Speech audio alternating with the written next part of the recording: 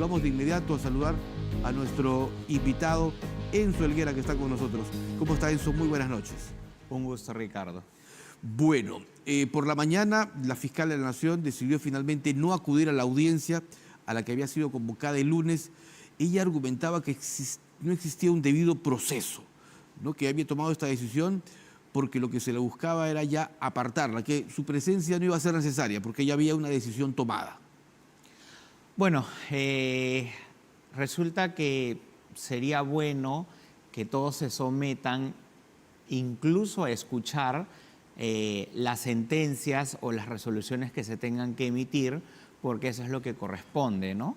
Creo que por un asunto no solamente de decoro, sino una situación de que es necesario en el cumplimiento, ¿no?, estricto de todo el proceso legal que en este caso le corresponde a ella como a cualquier otro ciudadano.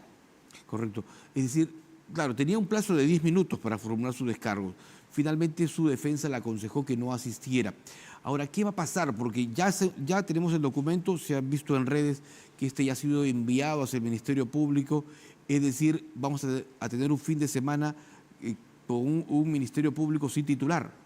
Sí, claro, porque justamente su reemplazo se somete a una elección, en este caso interna, y esto no está, digamos, jurídicamente cubierto para que, digamos, en ausencia de ella, alguien asuma la titularidad. Sin embargo, igual el órgano o el colegiado finalmente sigue funcionando, ¿no? Pero tendrá que, a la brevedad también, tomarse la decisión de elegir finalmente a alguien que la presida, ¿no? Ahora, lo más probable es que el lunes tenga que producirse una sesión de la Junta de Fiscales Supremos. Sí, claro, una sesión extraordinaria que además, a la luz de los hechos y para no dejar el vacío de poder en una institución tan importante, tenga que hacerse esto al más breve plazo posible. Ahora, la legislación establece que es el fiscal decano, es decir, el que tiene mayor edad y quien debe asumir el cargo. En este caso es el doctor Pablo Sánchez. Claro. Ahora, habrá que ver evidentemente el tema del estado de Pablo Sánchez y las facultades que además él podría tener o si pueda finalmente desempeñar este tipo o este cargo, ¿no?, por el tema de su salud. Entonces, hay otros temas que van a entrar en juego y que seguramente puede haber algún tipo de declinación o elección finalmente a quien le siga en este proceso, ¿no? Cuando inicialmente fue también separada del cargo la doctora Patricia Benavides, Pablo Sánchez ejerció el mandato por 2 días y luego convocó justamente a una reunión de fiscales supremos porque por motivos de salud no podía, digamos, continuar con esa conducción del Ministerio Público. Correcto. Ahora la suerte podría ser similar, ¿no? Pero la elección a la brevedad es lo más saludable para que evidentemente haya una estabilidad dentro de la institución, porque sabemos que la titularidad y sobre todo la persona que va a estar frente a un órgano tan importante que tiene además muchas veces que dar la cara hacia la población para definir, hablar de diferentes conceptos, hablar de las políticas que está siguiendo o aclarar en algunos casos, tiene que ser una persona que esté activa y constantemente en comunicación, ¿no? Entonces, evidentemente, eso ejerce un esfuerzo importante para que pueda colocarse en la palestra y que además pueda liderar este órgano. Recordemos que es un liderazgo necesario, ¿no? Entonces sí va a ser importante. De acuerdo al orden de prelación, Zoraida Ábalos sería la siguiente.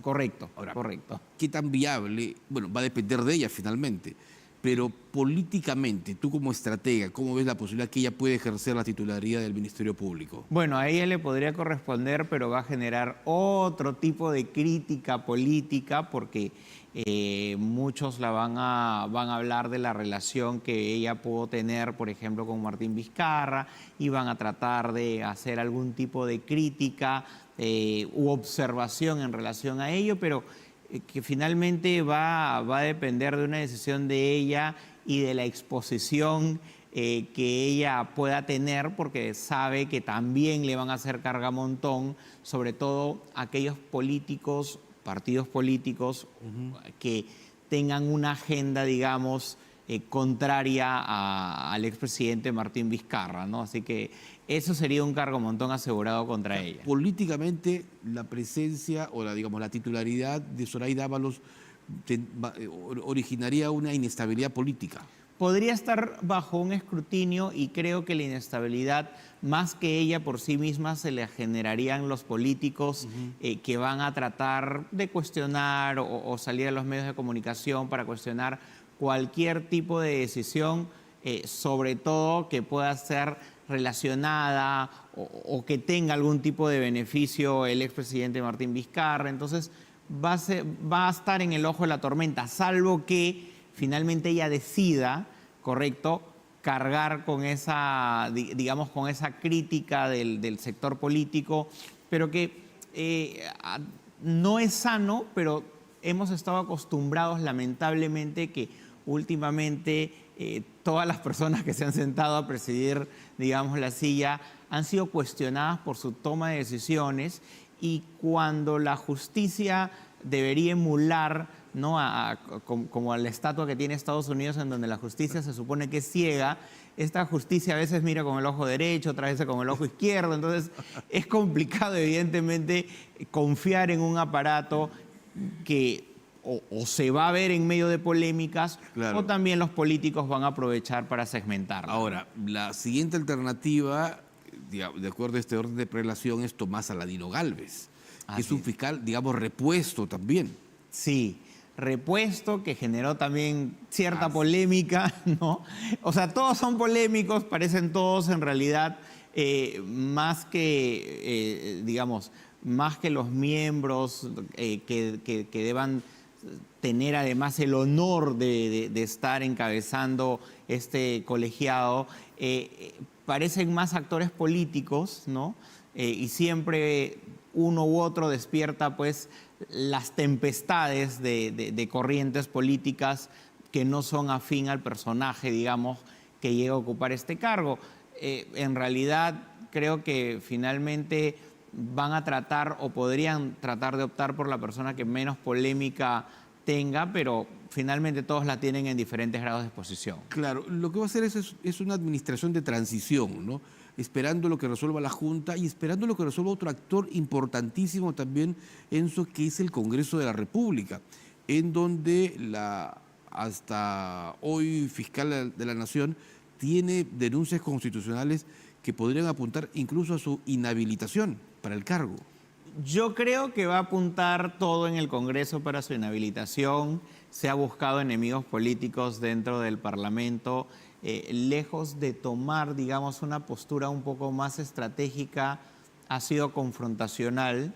Si bien es cierto, ella ha visto en el Parlamento a alguien que ha tenido o que ha querido retomar a la ex fiscal también hacia el puesto que ella ocupaba, pero en política, correcto, esto es el arte de idas y venidas, y que hay que saber manejar los tiempos, y finalmente no tendría por qué caerles bien, pero otra cosa es llevarla de manera confrontacional, porque en realidad genera inestabilidad al país, genera inestabilidad a la opinión pública, genera desconfianza en las propias autoridades estar viendo esta confrontación. Creo particularmente en el caso de ella que se ha ganado a pulso este tipo de enemistades. ¿Pero por qué? O sea, ella empieza una gestión a la mitad de noviembre, luego de, digamos, un periodo de cierta tranquilidad con Juan Carlos Villena, ¿no? Correcto. ¿No? Que fue una época tranquila la de Villena, que también era interino. Asume ella el Ministerio Público y habla de puertas abiertas, habla incluso de contactos con los periodistas, pero luego surgen, y se filtra por los contactos que uno tiene, que una de sus primeras decisiones es decidir a todos los fiscales, y lo dijeron los propios fiscales de Odebrecht o de Lavallato, que mutis, ella iba a autorizar qué fiscales hablaban, o en su defecto ella, y designa incluso un vocero. Es decir, ahí como que empezó de internamente ya a abrirse ciertos problemas internos. Creo que empezó a haber fantasmas, ¿no? Si bien es cierto, había la corriente que querían reemplazarla a ella, que evidentemente luego eso fue público por parte del Parlamento. Entonces ella, para proteger el puesto, empieza a llenarse de temores, ¿no? Y empieza a ser selectiva y a querer tener el control comunicacional de algo que ella misma había mostrado como ejemplo, que cada fiscal, como bien mencionas, pueda declarar, ¿no? Entonces, cuando una persona o un líder se contradice, digamos, en este tipo de formas, es porque se termina llenando de temores y estos temores empiezan a dictar las acciones que ella va a realizar en ese momento hacia el futuro, ¿no? Entonces, el tema de puertas abiertas empezó a ser un poco de puertas cerradas, Pues. ¿no? Y no fue tan dialogante tampoco, entonces justamente estos visos tampoco son tan democráticos, ¿no? Y mucho menos de lo que ella debería dar el ejemplo a la cabeza de la institución que lidere. Entonces, básicamente, por eso reitero, ella se ha buscado o ha avivado, digamos, las llamas de este tipo de confrontación política que, por supuesto, le hace mucho daño Ahora, a ella y al país. en medio de toda esta situación, la decisión de ayer, ¿no?, de enviar este pedido al Poder Judicial para declarar la ilegalidad de Fuerza Popular, yo creo que esto fue, digamos, una decisión con la que mostraba ella, digamos, el momento difícil que enfrentaba. O sea, como que sabía que era su última carta. Así Era es. para algunos, o sea, políticamente, una suerte de manotazos de ahogado. Sí, innecesario porque una persona que ya perdió, digamos, la batalla, ¿no? Creo que dejar o provocar una inestabilidad con su salida o una venganza, digamos, incluso personalísima, ¿no? Porque sabía que Fuerza Popular no la había estado apoyando como muchos otros partidos políticos y que termine dejando ello, termina diciendo mucho de ella, mucho de la conducta, de su forma de ser, de su acción temeraria, ¿no? Entonces, esto al finalmente a ella la deja mal parada porque, reitero, ni la justicia, ni la fiscalía, ni el Ministerio Público deberían personalizar sus batallas o deberían orientarse políticamente a determinadas fuerzas. Yo creo que el punto de quiebre de la fiscal Delia Espinosa, de la suspendida ya fiscal Delia Espinosa, es el día en que ella propone, luego del retorno de Patricia Benavides, que Benavides vaya a ocupar una silla en el Jurado Nacional de Elecciones. Porque ese momento, y luego nos enteramos todos, el resto de los integrantes de la Junta de Fiscales Supremos se opusieron. O sea, prácticamente la dejaron sola. Claro, perdió ahí el peso político. Creo además que este tipo de decisiones deben acordarse de manera interna antes de exponerse, ¿correcto? Creo que calculó mal su peso político en la interna y evidentemente ese es un primer mal paso que ella da. Y luego, abriéndose frentes externos, entonces evidentemente haces vulnerable tu posición política.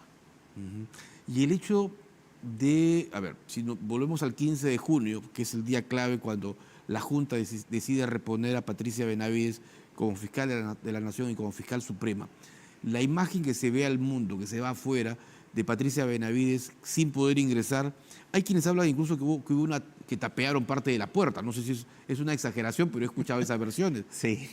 De hecho, en programas humorísticos han caracterizado muy bien ese momento, pero más allá de la situación, creo que se vio que se pierde la institucionalidad y se convierte en una agenda personal el tratar de bloquear, de sabotear o incluso de no atender personalmente a alguien que, al margen de las diferencias y respetando el asunto de la institucionalidad, debió conversarse porque esto implicaba que los ojos del país y del mundo estaban observando, ¿correcto? Estaban observando qué clase de liderazgo tenemos nosotros como país en nuestras instituciones y en una institución tan importante como esta, finalmente no termina pues dándote garantías de que aquí las cosas se llevan por conducto regular, ¿no? En ese tema yo quisiera también preguntarte, ¿cómo ves el comportamiento de la Junta Nacional de Justicia? ¿Por qué una junta tuvo una postura con Patricia Benavides y la otra junta tiene una posición totalmente contraria? Bueno, evidentemente porque políticamente También. representan, sí, claro, la Junta políticamente representa ahora otra orientación política definida, también podríamos hablar de que pueda tener cierto sesgo, y entonces finalmente la objetividad de la Junta Nacional de Justicia, en tanto esté politizada, finalmente también va a ser contraria a la fiscalía que esté de turno, de acuerdo a si es enemigo o no de determinados contextos políticos. Y entonces, todo esto nos lleva a que hay una enorme responsabilidad en el Congreso de la comisión Definitivamente. que está viendo el tema de la reforma del sistema de administración de justicia, Claro. ¿no es cierto? Porque va a depender del informe que evacúe la congresista Alba para finalmente decidir en la Comisión de Constitución y luego en el Pleno qué cambios. Y se habla incluso en la propuesta, ella estuvo acá hace una semana y nos trajo ya el borrador. Y habla o explica este documento de que se eliminaría la Junta Nacional de Justicia, desaparecería la Academia de la Magistratura y se crearía una escuela de magistrados. Bueno, igual hay que observar el proyecto porque recordemos que una parte del Parlamento también está seriamente cuestionado por investigaciones otro fiscales, problema. ¿no? Entonces, la pregunta es, ¿quién hace la reforma, no? Un grupo, o sea, integrantes que están de una manera involucrados en investigaciones fiscales para meter la mano en cómo debería funcionar la fiscalía. Entonces, sí tendría ahí, Alba, la enorme tarea de lograr una objetividad y un tecnicismo sin mezclarse, ¿correcto?, con aquellas cosas que hemos visto en el Parlamento que muchas veces las suavizan o las adaptan al contexto político que más les conviene, ¿no? Entonces, sí habría que tener mucha observación en ello. Todo un reto el que va a tener esta comisión. Definitivamente. 2004, y me acuerdo cubriendo en el Congreso, Seriajuz, que quedó allí, y luego, y la última vez, ya con el Congreso, cuando se aprobaron también las modificaciones durante el Congreso que se eligió en el tiempo de la pandemia. Vamos a ver qué ocurre ahora. Que sea lo mejor para el país. Efectivamente. Enzo Helguera, analista político, muchísimas gracias por haber venido esta noche. Un gusto como siempre, Ricardo. Muy gentil. Vamos a ir a una pausa y retornamos aquí en